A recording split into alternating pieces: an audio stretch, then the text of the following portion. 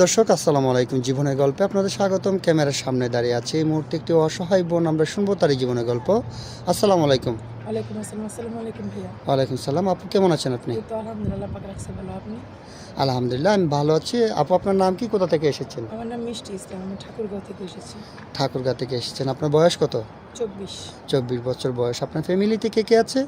আমার 5 বছর বয়সে আমার মা মারা গেছে। তো আমার সৎ মা, সৎ 2 ভাই আর আমার আব্বু প্যারালাইজ। ও আচ্ছা, ঠিক আছে আপু, বুঝতে পেরেছি, সমস্যা নাই।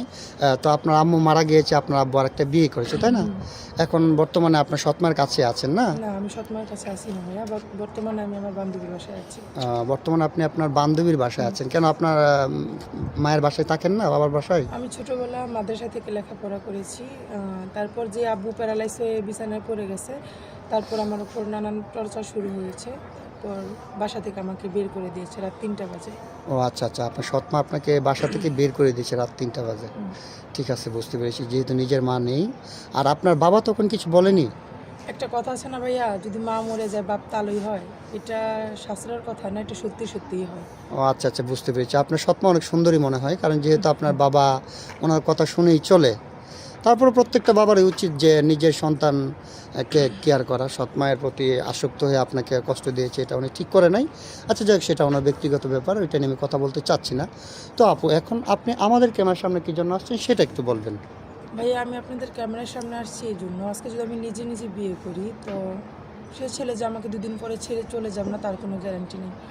আর সে যদি ছেড়ে চলে যায়, আমার গার্জিয়ান বলতে কেউ নেই। এখন আপনাদের মাধ্যমে যদি আমি একটা বিয়ে করি তো আমার গার্জিয়ান বলতে আপনারা আছেন, কোনো অসুবিধা হলে আপনারা দেখতে পারবেন, এর জন্য এখানে আসা। ও আচ্ছা আচ্ছা, ঠিক আছে আপু, যেহেতু আপনার গার্জিয়ান বলতে পৃথিবীতে কেউ নেই, আপনি চাচ্ছেন যে আপনার গার্জিয়ান হিসাবে, আমরা ভাই হিসাবে যেটাই বলেন না কেন আপনি, আপনাকে একটা দায়িত্ব দেখে আমরা বিয়ে শাদী দেবো। আচ্ছা ঠিক আছে, যিনি আপনাকে বিয়ে করবেন ওনার বয়স কেমন হতে হবে? বয়স যেমনই হোক সেটা ম্যাটার করে না, আমি একজন ভালো মানুষ চাই, ভালো মনের মানুষ চাই, যে আমার দায়িত্ব নেবে সারা জীবনের জন্য।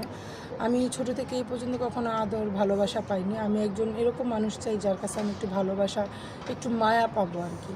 ও আচ্ছা আচ্ছা, ঠিক আছে, যেহেতু আপনি ছোটোবেলা থেকে বাবার আদরও পাননি, মার আদরও পাননি, আপনি চাচ্ছেন যিনি আপনাকে বিয়ে করবেন উনি যেন একটু আপনাকে ভালোবাসে। আপনার জীবনে ভালোবাসার খুবই অভাব, তাই না? হ্যাঁ।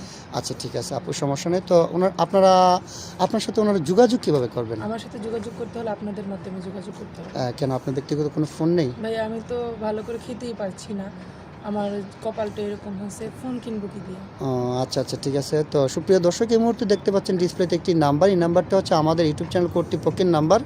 এই নাম্বারে ইমো হোয়াটসঅ্যাপ খোলা আছে। যদি কোনো ভাই মিষ্টিকে পছন্দ করে থাকেন তাহলে ওনার একটা ছবি স্ক্রিনশট মেরে পাঠিয়ে দিয়ে আমাদেরকে ভয়েস করবেন, আমাদের প্রতিনিধিরা আপনাদের সাথে যোগাযোগ করবে।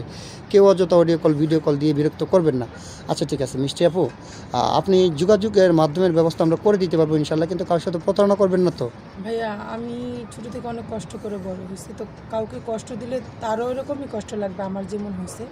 আমি কখনো প্রতারণা করব না, যে আমাকে ভালোবেসে মেনে নেবে তাকে আমি সারা জীবন আগলে ধরে বেঁচে থাকবো। আচ্ছা ঠিক আছে আপু, আচ্ছা আপনি ভালো থাকবেন, আপনার জন্য শুভকামনা। আসসালামু আলাইকুম। ওয়ালাইকুম আসসালাম। আসসালামু আলাইকুম। ওয়ালাইকুম।